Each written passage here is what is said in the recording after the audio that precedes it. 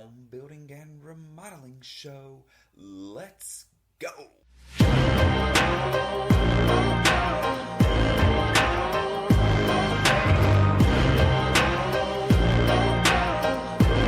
Welcome everybody to the home building and remodeling show. My name is Chris Kirby and I'll be your host. I am the owner of 3 construction companies on the Alabama Gulf Coast. The show is about residential construction. We're going to cover topics of home building and remodeling. Are you thinking of doing a remodel or building a home? Are you a contractor looking to improve your knowledge base or grow your business? Have you ever done a remodel project or built a home? There were so many things you wish you knew or that you could have done differently during the process. Then this show is for you. We break down the process of building and remodeling and how to have the best results during your project. Whether you're a DIYer looking for tips, someone looking to hire a contractor to do a project, or a contractor looking to expand your knowledge base or your business. Welcome aboard. Glad to have you. Stay tuned. We kick off the show with my thoughts on home building and remodeling. I'll share best practices and talk about some of our experiences in business and out in the field. These shared thoughts and lessons learned are meant to help you on your very own journey. Let's go. So make friends with other developers, builders, contractors. They can be your go-to. And then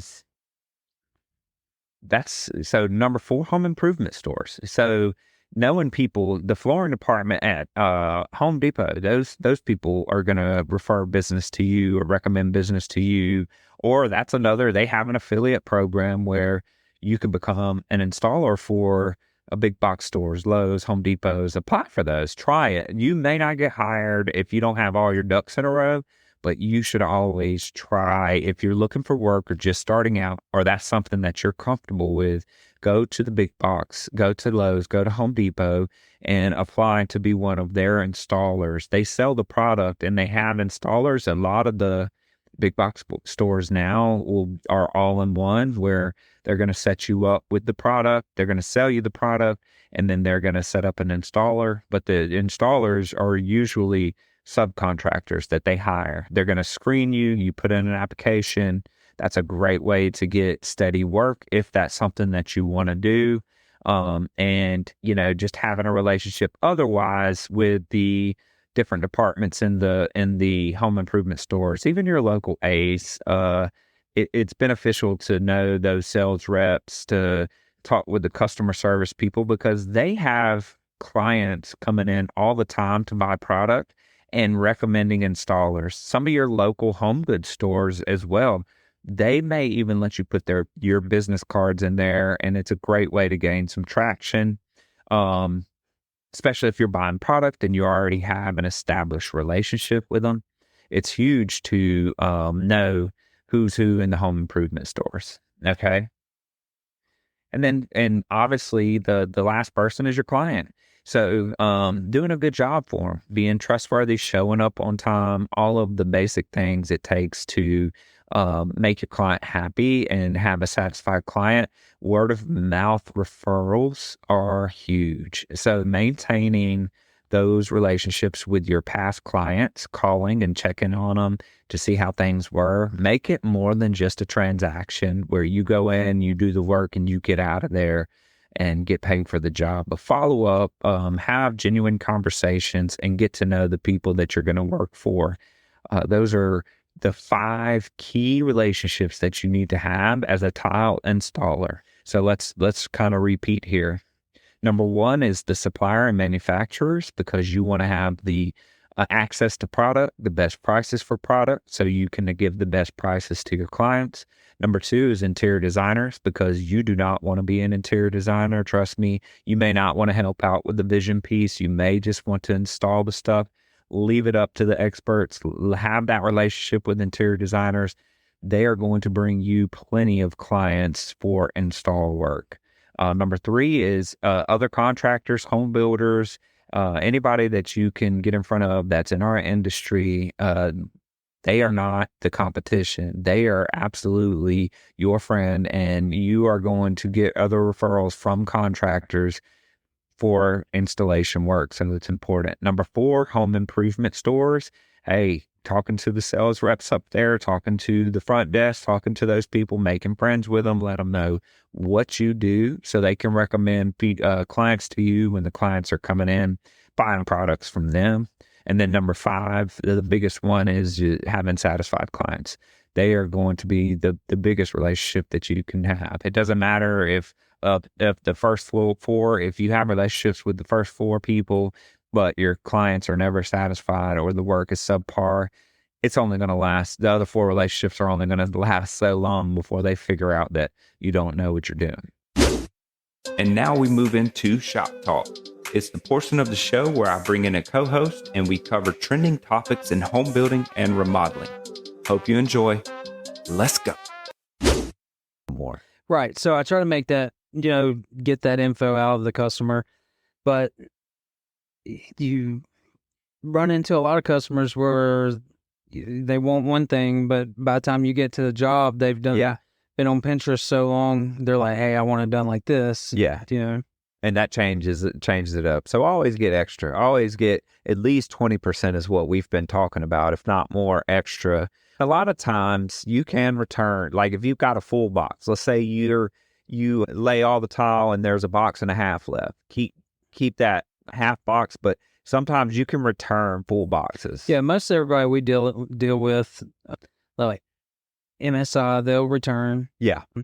Dell Tower return unless it's a real specialty item. Yep. But we got a good relationship with them, so they usually will take it even, So it's always better to have more. Right. Yeah. So, okay. So multiple reasons to have more tile. All right. When you're estimating tile as well, does the cost of the job depend on the style of tile? Does that matter? Or do you, for us, we kind of got away from a price per square foot or anything like that. We really do what works for our company, which is our labor and things. And we've got a formula that we use that works for us. But does it matter type or style? Right. So when you get into like herringbone, chevron, it takes longer to do. Yeah. So you got to be a little more sensitive too, right? Right. Take your time. So there is a cost difference on the install. Yeah. Portion of that. Yeah. Okay.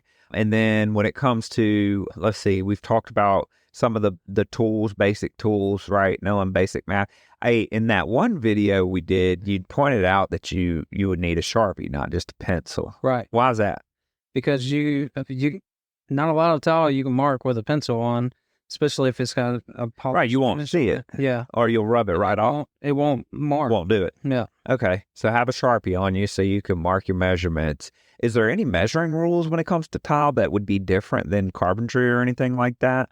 Really? You just got to be able to do math. You got to take in effect for grout lines and, blade sizes and all that stuff. So when you're doing your layout for tile, and depending on the size of the grout line that the client wants, and a lot of people are wanting these super thin grout lines, how do you factor that in when you're doing layout?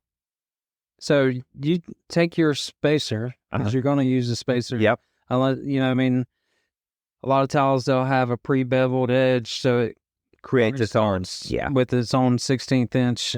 But you want to lay it out on the floor, really, and because you can always assume, let's just say, like on a tub hop up, it's 5 foot wide. Why didn't you lay it out? It's 5 foot. Right. But depending on thicker, thin grout lines, depending on a multitude of factors, where the niche is going to lay out, you want to lay out. Now, do you lay out the kind of the whole thing, or do you try to do the best you can? How do you do that part from top to bottom? The way I like to do it is where my first line's going to be, like the bottom of the niche or the bottom of a window. Yeah. And I like to have my grout line break right there. That way you don't have a funny notch right at your eye level. I see what you're saying. Yep. And that's, anything at eye level is immediately noticeable. Okay. What about backsplashes? So you've got flooring, you've got a lot of showers that we do. What about backsplash? So let's talk about how important it is. So on backsplash, how do you calculate your backsplash versus how do you calculate what you need for a shower? It's about the same. Your typical tile run's going to be about 18 inches, Okay. but that's, that's just standard. Yeah. Some people have smaller, some. There might be variation, right? But assume 18. Okay. And let's just say they've got let's keep it simple. They've got a 10-foot back wall. And, you might have a window or something, right? How do you talk to the client about, or you may have a hood vent or something like that. Right. How do you establish those boundaries when it comes to tile, as far as, here's what I recommend is, do they want it to just be 18 inches all the way around? Right. Do they want to go up? If they have a window or, like you said, a hood vent, Yeah. you just kind of talk it over with them and, give them your perspective on what would look the cleanest. Yeah. Yeah. And that's really what it's about too, is because sometimes when some people want to go all the way up the back wall now where that hood vent is. And some people just want to kind of stop it at the bottom of the hood vent. If there's a window, you got to kind of pick and choose where to stop it on each side of the window to make it look right. What other things are you talking about on a backsplash? Kind of how how you're going to trim it out, right? Schluter? Yes. Or are you going to... Or like a pencil trim. It just depends on really your finishings in your kitchen. Yeah. Your colors of your hardware and stuff. Or sometimes they don't look good with some of the tile they'll pick out. Yeah. So in that case, you'll run some kind of pencil trim that matches the tile. Got it. Kill it off into. Okay. All right. What else for tile? What else do we need to know about tile? Grout. Yeah, let's talk about that. So it's not always best to let your helper do all the grout work. Why not? So sometimes that's the stuff. I'll tell you, if there's anything that that some of our more senior installers don't like to do, it's grout. But honestly, sometimes grout can make all the difference, man. All the difference in the world. Somebody that doesn't know how to properly install grout or clean it. Yeah. Let's say clean it. Yeah. You'll have your grout lines be doing this the whole time. Yeah, you'll have fat packed because you're not cleaning it. Correct. That's another one where it bugs me, but I can look in the straight lines. Yeah. So none of your lines are straight from that point. Well, it's a pain after it sets up. Yeah. To get it straight. Well, that's another one that I can immediately start looking at niches, corners, and man, they will pack out that corner. Yes. Now, there's a difference in not cleaning it properly, edging it up and all that. And then some people use it to hide their cracks and mistakes. Oh, yeah. And I've seen that. So you got to be leery if you see some fat corners or some packed out grout in corners. People use that to compensate. They use that grout to make it seem more level than it is sometimes too. But what you're saying is you can tell, you'll have actual level tile, but because that your grout, you've messed your whole job up. Yeah. And one thing I've seen too, just sticking on grout, how important it is we had a huge shower down at one of our clients in Gulf Shores, Mr. Kidwell. I'll cut that piece. But, that shower was half of his entire bathroom, it seemed like. And it kept hazing. Why was it remember that? 18 feet by 7 or 8 feet. Yeah, it was humongous shower. Seamless entry. So, but it kept hazing up. I can't remember. What did we figure out with that? Because that's happened before where it'll just keep hazing. I can't remember, but it really, it's the way you clean it. Yeah. Sometimes it calls for dry. Yeah, after you do first couple of wipes. Yeah. With the sponge, it helps to take a dry, clean towel and wipe off and the wipe it up. Yeah. I've seen, one of the first big showers we did, actually the whole bathroom, they wanted Subway. And so we did a half wall of Subway all the way around the bathroom, around the tub, and then the whole shower, floor to ceiling. And the couple, the guy was an engineer, and he would come in there at night with a laser and check everything. And that was one, seriously, where the crew was in there with razors edging up the grout. Yeah. You know what I mean? And it had to be perfect to satisfy this client's needs.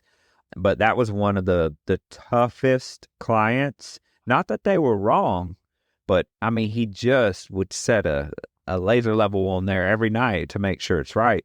But the grout lines, man, he wanted them things perfect too. I mean, and so they were in there with the razor. I mean, edging it up, getting it, you know what I mean? Right. Getting it exactly perfect. I mean, the straighter and perfect your grout line is, So what's your really best? sets it off. What's your best tip then when you're finished, before they, especially for your DIY people watching this, for your beginners, what is your best advice when it comes to the grout process? Talk us through what that looks like. So to keep it clean, to keep it kind of read the bag.